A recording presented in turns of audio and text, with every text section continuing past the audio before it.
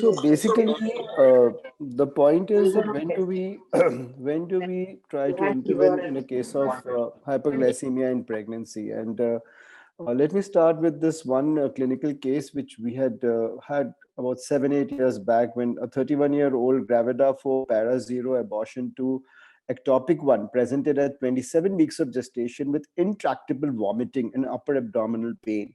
Her respiratory system was normal, her CVSS was normal, and her blood pressure was normal. She had a BMI of only 23, and in spite of all symptomatic therapy, pain in upper abdomen did not decrease. She became breathless and tachypneic, and she had tachycardia. So we shifted her to the ICU. And then when we investigated, her blood sugar was 486 milligram per deciliter, and a diagnosis of gestational diabetic ketoacidosis was made. So it was an undiagnosed case of GDM or hyperglycemia in pregnancy. When we went back to her antenatal reports, only one random sugar was done in the first trimester. So this is one of the things which we have changed from then, and even the guidelines have now come that no, you need to do a glucose challenge test even in the first visit to diagnose abnormality in the sugar metabolism. And what we generally are doing is a DIPSI test, where we give the patient 75 grams of glucose in a non-fasting state and do the blood sugar after 2 hours. And if the sugar comes to more than 140, we label her as a gestational diabetic or a diabetic in pregnancy, and we treat her accordingly. And here, this patient was totally missed, and we had an IUFD after 3 days in ICU. Of course, the patient recovered with the treatment which was given, that is IV fluids and insulin. So let's talk about ketoacidosis. Now, once you have ketoacidosis, what do? Do you terminate pregnancy or no? Now, acids are, as well as glucose, readily cross the placenta. Maternal acidosis, hyperglycemia, severe volume depletion, or electrolyte imbalance all have a detrimental effect on the fetus. And if you do a CTG at this stage, when the patient has undergoing diabetic ketoacidosis, it is shown absence of basal fetal heart rate, variability, and persistent late decelerations can occur.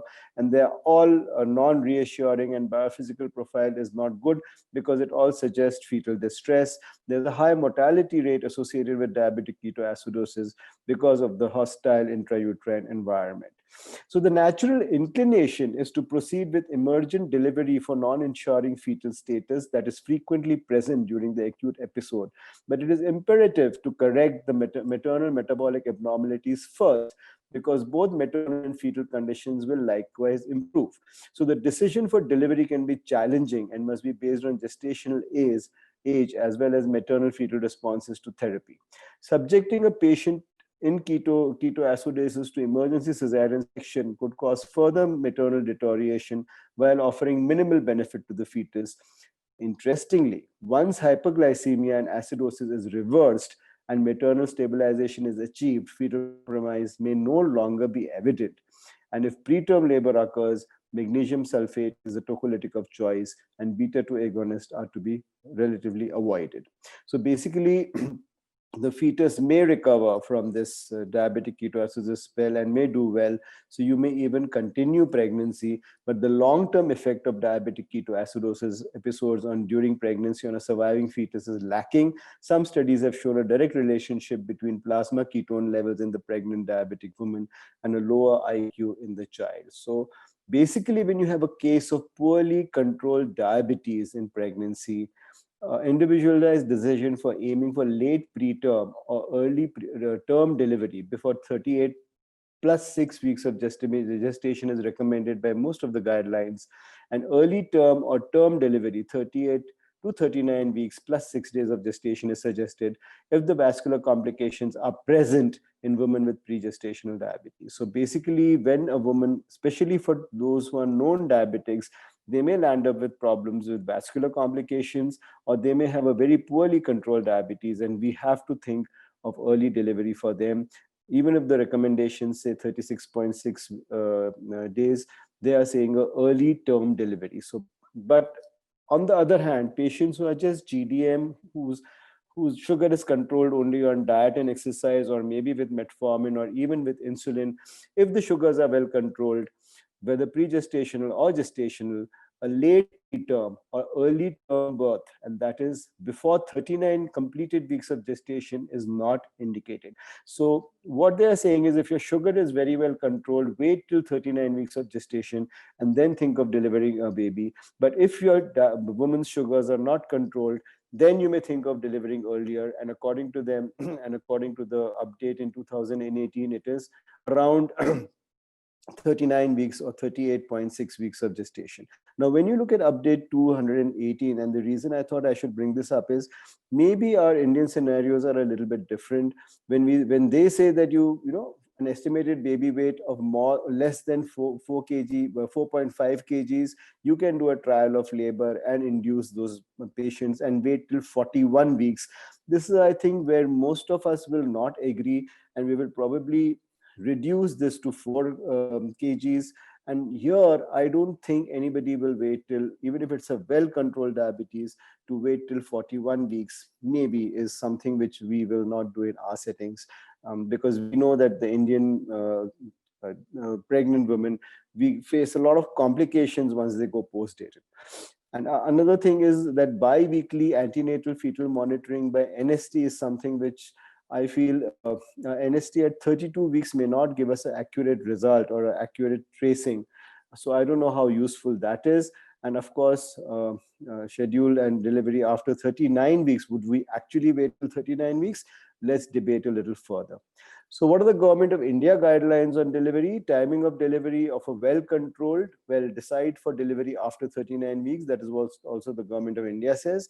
But poorly controlled and with risk factors to be optimized by the obstetrician. So the obstetrician can take a call and when to deliver.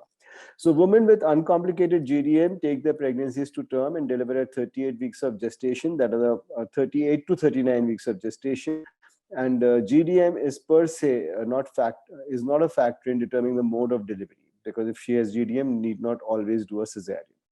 Now, what happens in clinical practice? Now, in clinical practice, these gestational ages may be difficult to obtain, because you must also remember that these recommendations assume, whenever we have a NICE guideline or this guideline, they assume a 24/7 availability, accessibility, affordability of optimal maternal and fetal monitoring, including 7-point glycemic profiles and regular cardiotocography of all women with GDM. Now, this may not be the case. Now, Pia showed a very nice graph on the percentage of, like, maybe for 2 hours the sugar is going high and then it is okay. So you may not be very accurately doing all the sugar monitoring unless you're doing a continuous glucose monitoring, which we don't do for all patients. These guidelines also take certain attributes of physical environment, such as ease of travel and communication, for granted. Oh, yeah, come for twice a week NST, or come for thrice a week Doppler. So it is not always possible. So the distance that a woman with GDM has to travel to assess healthcare, and the ease with which the journey is negotiated, and the feasibility of regular frequent follow-up also influences the mode and timing of delivery. Early induction of labor may be appropriate for women who find it difficult or expensive to travel repeatedly to the healthcare center, or who are unable to adhere to the recommendation of follow-up, which is very frequent.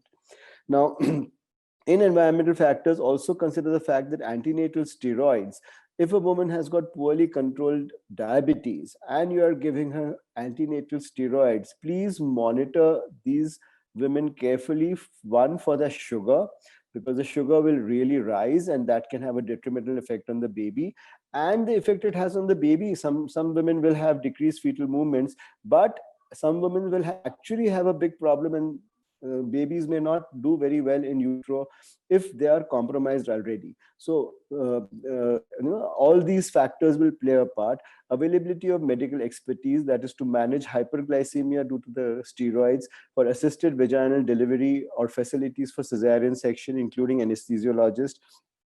Facilities for neonatal care influence the choice and timing of mode of delivery. For example, lack of neonatology or medicine experts supports a decision to continue women with GDM to term, rather than risk a clinical situation where the mother with iatrogenic hypoglycemia secondary to ACS or preterm neonate delivered by induced labor cannot be managed. So a lot of factors come into play in the ground rather than only guidelines. So there are factors which favor an early term delivery, that is less than 39 weeks.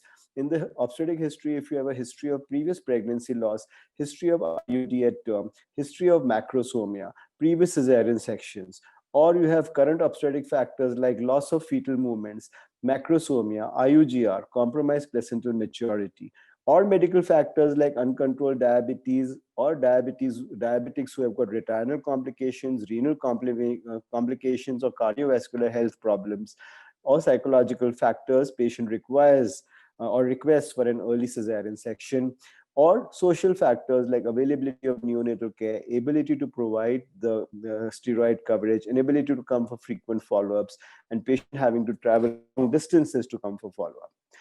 Those which favor continuation of pregnancy at least till 39 weeks, when there is no bad obstetric history, when there is optimal fetal-maternal health, when there is well-controlled, uncomplicated diabetes, and the patient is reluctant for early delivery, lack of specialist neonatal care, inability to provide ACS coverage, and geographical proximity of healthcare facility and ability to travel, all can favor a delivery at term, that is at around 39 weeks or so.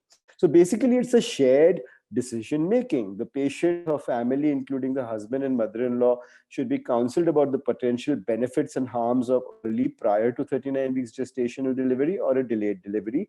Her views and preferences must be ascertained and appropriate decisions taken.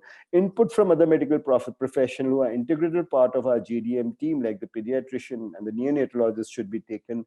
Maternal and family attitudes towards cesarean section ascertained, and sustainability of risk stratification of anesthesia all must be taken into account while planning a delivery. In clinical practice, most of us are very scared of sudden stillbirths occurring in GDM, and that's why we don't want to wait beyond 38 weeks of gestation, because the baby is mature. Keeping the baby in for another 1 week is not going to make any great difference. So why not deliver at 38 weeks? So NICE guidelines also say that delivery should be offered at 38 weeks and discussed. Even if you want to continue, if they want to continue, if everything is fine, you can continue till 39 weeks. But are there any investigations which will help us in predicting which fetus will die in utero? Well, there is nothing, because the cause of stillbirth is still uncertain. There are relatively fetal hypoxia, which increases the risk of intrauterine fetal death. It could be the cause, or there could be placental vasculopathy, villus edema, maternal ketoacidosis, or electrolyte imbalance, or maybe there is a fetal hypertrophic of the cardiomyopathy or cardiomyopathy which occurs in the fetus, which sometimes is temporary, but they have shown that the septum becomes very, very thick in some of the fetuses, and that could be the cause of stillbirth. So basically, what antepartum testing in GDM will you do to monitor this fetus? What is the type and frequency of antepartum testing? And this is determined basically by the severity of hyperglycemia and other confounding effects like preeclampsia, etc. So, but basically what we say, we monitor fetal movements, we do NSTs, which should be considered after 32 weeks, but at least near term, yes, one should do NSTs, and Doppler to assess umbilical flow, which may be considered. But nothing is definite. The FIGO guidelines say that use of cardiotacography, biophysical profile, or kick count as indicated according to local protocol. They don't specifically mention in GDM. And what is the reason? Because if you see a GDM with a fetus, which is with a patient who has got vasculopathy and has landed up with a small for gestational age fetus, then a biweekly sonography and Doppler studies for the uterine and umbilical vessels should be used for follow-up of SGA fetuses once picked up. If the Doppler results indicate that the fetus is becoming to decompensate, delivery should be planned regardless of the fetal age, because in SGA, Doppler is a good surveillance tool to judge and predict the turning point at which the decreased perfusion adapted fetus decompensates and delivery is necessary. But when you talk of a large for gestational age baby, which some of these diabetics with uncontrolled sugar land up with a large for gestational age baby, there the placenta is usually large as well, and there is an increased blood flow present, and the wave curve is normal, such that the usual perfusion indexes fail to predict placental insufficiency. So Doppler could be misleading in a large for gestational age feti, and it is unlike intrauterine growth restriction in a diabetic metabolic dearrangements in the fetus may lead to acidemia without hypoxemia. Therefore, the classic redistribution seen in fetal hypoxemia due to uteroplacental insufficiency may not occur even in severely compromised fetus. Thus, it is important not to be misled by an apparently normal Doppler in a large for gestational age baby. What about AFI? We know AFI less than 2 centimeters is considered to be significantly reduced, but there is relative hydroamnios in GDM, and that is why this limits the use or the amount of bets you can place on your AFI as giving you an indication for fetal distress. You know, if the AFI is normal, does not necessarily mean the fetal is distressed, especially in diabetic pregnancies. What about the fetal weight? Again, well, estimation of fetal weight comes clinical palpation or ultrasound. They all are equally accurate or inaccurate. An ultrasound may diagnose macrosomia, but it can also help to rule out the problem in suspected cases. So yes, it does give us an indication that this baby seems to be too large. If you are getting an abdominal circumference which is more than period of gestation or more than 40 weeks, or sometimes we have babies about more than 4 kg, so it can give you some indication, but don't always rely on it because the fetal weight may not be very accurate in at this late in gestation. So basically, do we do an early delivery for macrosomia? The risk of cephalopelvic disproportion and shoulder dystocia increases as fetal weight gain occurs. So the chances of a normal vaginal delivery may recede as gestational progresses. So do we deliver these women earlier at 38 weeks? So at 38 weeks, if you induce a diabetic patient, yes, they have said that it may reduce shoulder dystocia and improve perinatal outcomes, but that doesn't hold for non-diabetics who have a large baby. So we have to keep that in mind. This is something by the Green Top guidelines from the Royal College. So of course, we should worry about the big baby because the risk to the mother and baby, whenever they occur, they are profound. I mean, the complications are bad, whether the mother is having a 3rd-degree tear or the baby is having a Erb's palsy. They are bad complications to make. So be very careful.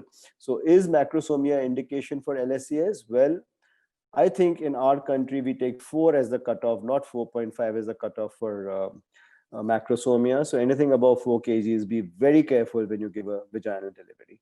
Now, hydroamnios may warrant a termination of pregnancy if it causes respiratory embarrassment. And of course, you can try medical management like indomethacin for a couple of days. Amnio reduction, generally we don't do. Depending if she's very premature, yes, amnio reduction may help, but that is if there is severe hydroamnios because of diabetes or any other thing. So at delivery, be careful about uterine dysfunction in labor when the uterus is over distended like in hydroamnios, and you may land up with PPH. So you have to be very careful in these cases. So another a nice paper by from India itself is shared decision making can be considered in situations characterized by clinical epiquake where more than one therapeutic option is available. For example, a woman with GDM with a good sized baby, more than 4 kgs, on abdominal ultrasonographic examination presenting at 37 to 38 weeks with a history of recent weight gain and favorable cervical findings on per examination may be given the option for induction of labor. On the other hand, in any scenario with maternal distress or fetal distress leaves no room for prevarication, informed consent for labor of induction is absolutely necessary to ensure maternal and fetal well-being. So we do have a lot of operative interventions, a lot of cesarean sections for these babies who are large for date or heavy weight. And the clinical situation will decide on how do you deliver them and when do you deliver them. In general, we definitely want to wait till 38 weeks because we know that the lung maturity generally is a little bit later in women with diabetes for the fetuses. And of course, do not hesitate to give steroids for lung maturity in case you think you're going to deliver them earlier than that. So please keep those things in mind, and ultimately you'll have to decide for the patient yourself on when the delivery should be conducted. About congenital malformations and termination of pregnancy compromised by gestational diabetes, especially one have 3 to 4 fold increase in incidence of congenital abnormalities compared to the general obstetric population. The prevalence of malformation appears to increase with the degree of diabetic severity. Higher proportion of CNS, CVS, kidney, and GI malformations are reported. So if you have a HbA1c level till 6.5, generally the risk is not increased.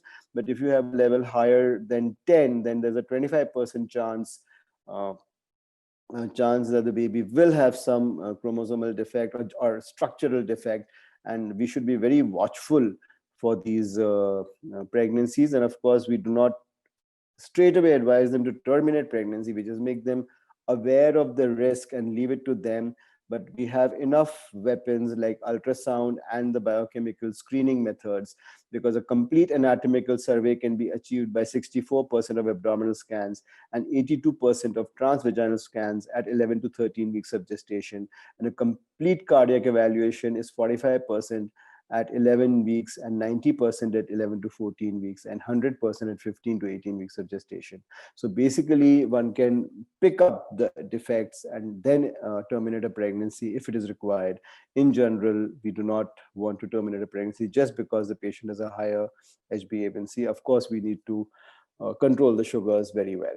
So basically, to conclude, waiting at least until 38 completed weeks of gestation improves fetal outcome. However, if an indication of early delivery exists, GDM should not be considered as a contraindication to proceed with interventions for early delivery. Also, if a spontaneous preterm birth seems imminent, it should not be postponed. At times, in fact, early planned operative delivery may be appropriate for women with ketosis or ketoacidosis, difficult to control diabetes with frequent episodes of hypoglycemia or hyperglycemia, excessively high insulin requirements, or any other clinical situation which may put the fetus at risk. This may also be true of women with compromised cardiovascular or retinal function. So that is what about terminating of pregnancy in a GDM. I thank you very much for a patient hearing, and our aim as obstetricians today is to diagnose GDM properly and treat it properly so that we get a healthy neonate out and we get a healthy generation X. Thank you very much. Thank you, Uday, for that excellent talk. So there's a question for you by Gauri Karandikar. She's asking at what level of HbA1c or postprandial glucose levels will one consider termination in the first trimester? Yeah, like Gauri, what I said is you don't have to recommend termination to even a patient who has got HbA1c of 10 and above, because basically the risk of having an abnormal fetus is around 25 to 30%. Maximum it goes up to 30%, even if the HbA1c is more than 10. So 70% of the fetuses may be normal. So what we have to tell the woman that yes, you are at increased risk of congenital malformation. You need to control if your sugar is 275 post this thing, you need to be on insulin so that the sugar is controlled very rapidly, and you should rapidly control your sugar so that the baby is not given excess glucose load after your diagnosis. But we have enough methods on ultrasonography and even biochemical screening to find out if there is any problem with the baby. We will do a cardiac screen even at 22 weeks in your case to make sure that the cardiac is normal. But at the same time, we can assure you maybe 95% of the times or 99% of the times, even if the sonography is completely normal done by an expert fetal medical person, but we can't be 100% sure that there'll be no abnormality in the child. So it is their decision on what they want to do. But these patients are difficult, they find it difficult to conceive and all. So it may not be a very good idea to straight away ask them for a termination of pregnancy, even if the HbA1c is high. I had one case where it was a case of twin pregnancy.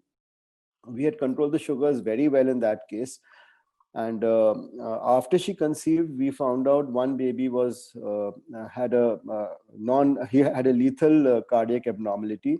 The other baby was normal. We did a screening, the proper cardiac evaluation, etc., everything for that baby, and she delivered that baby at term. We delivered the baby at term. The baby was fine till 1 year. Then they found that the baby has some congenital heart defect, which was then picked up. So we can't always be sure that I've done a fetal echo and everything is normal. You have to always tell the patient, yes, we feel everything is normal, but we can't be 100% sure. But it is up to you on what you want to do. If the sugars are as high as 275 post glucose, or HbA1c is very high. But in general, we would recommend them to continue pregnancy, because most of the defects can be picked up at 12 or 13 weeks of gestation, if not at least at 18 to 20 weeks of gestation.